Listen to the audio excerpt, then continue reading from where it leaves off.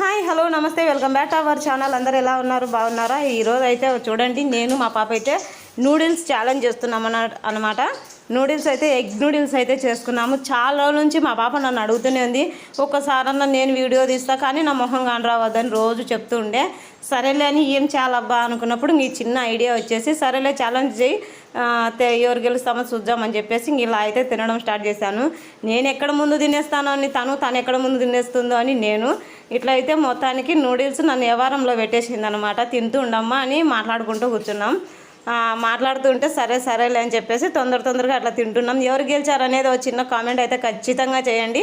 మీరు కామెంట్ చేయడంతో మళ్ళీ మేము ఇంకొక వీడియో చేయడానికి మాకు బూస్టప్గా ఉంటుందన్నమాట.